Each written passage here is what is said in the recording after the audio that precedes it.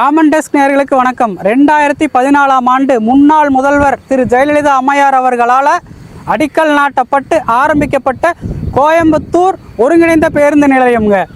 168 கோடி ப்ராஜெக்ட்டுங்க.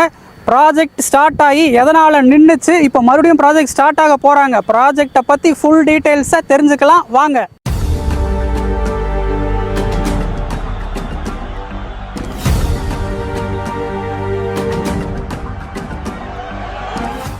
கிட்டத்தட்ட 61 acre நிலப்பரப்புல mofussil private down பஸ்ன்னு ஒரே இடத்துல ஒட்டுமொத்த கோயம்புத்தூருக்கும் பஸ் வசதி செய்ய தேர்ந்தெடுக்கப்பட்ட இடம்தான் வெள்ளலூர் செட்டிப்பாளையம் ஒருங்கிணைந்த பேருந்து நிலையம்.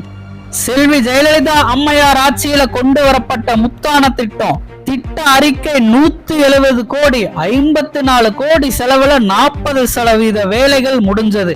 இந்த கனவு திட்டம் மட்டும் நிறைவேறியிருந்தா வெள்ளலூர்னாவே குப்பைன்னு சொன்ன சொல் மாதிரி குப்பை கிடங்கு அகற்றப்பெற்றிருக்கும். கொச்சின் சேலம் பைபாஸ இணைக்கிற ரோடு, ஈரோடு சேலம் திருப்பூர் மார்க்கமா செல்ற பேருந்துகள், பொள்ளாச்சி உடுமலை பழனி தேனி மார்க்கமா செல்ற பேருந்துகள் ஒரே இடத்துல அமைய பெற்றிருக்கும். இந்த பேருந்து நிலையம் மட்டும் அமைஞ்சிருந்ததுன்னா உலகத்திலேயே 2வது பெரிய பேருந்து நிலையமா இருந்திருக்கும். கோயம்பேடு கிளாம்பாக்கத்தை விட பெரியது. என்னென்ன வசதிகள் இருக்குது தெரியுமா? 140 பேருந்து மேடைகள், 33 டவுன் பஸ் மேடைகள், 80 ஆமணி பேருந்து மேடைகள், 112 பார்க்கிங் மேடைகள், முதலுதவி மருத்துவ சிகிச்சை மையம், தாய்மார்களுக்கு பாலூட்டும் மையம், பயணிகளுடைய சாமான்களை வைக்க ஸ்டோர் ரூம், கிளாக் ரூம் வசதிகள், 11 ஏடிஎம் மையங்கள், 71 சிறு மற்றும் பெரிய கடைகள், 7 பேருந்து அலுவலகங்கள், 20 ticket counter, 3 transport office, 2 restaurant, 2 தங்கும் விடுதி, 3 கமர்ஷியல் ஆபீஸ் ஸ்பேஸ், 110 4 சக்கர வாகனங்கள் மற்றும் 1200 two wheeler parking lot. TNSTC Coimbatore மற்றும் திருப்பூருடைய ஹெட் ஆபீஸ். ஆட்சி மாறுனா காட்சி மாறும்னு சொன்ன மாதிரி ஜெயலலிதா அம்மையார் மறைவுக்கு பிறகு அவங்க அறிவிச்ச பல திட்டங்களை திமுக அரசு நிராகரிச்சது.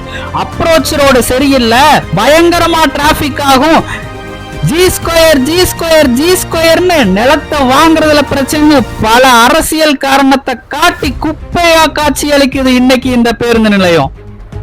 40-50 கோடி இழப்பு. இது போல பல அரசு கட்டடங்கள், பேருந்து நிலையங்கள், பாலம்னு பாதியில கை விட்டுட்டாங்க. இதெல்லாம் யாரோட காசு? மக்கள் நம்மளுடைய வரிப்பணம்.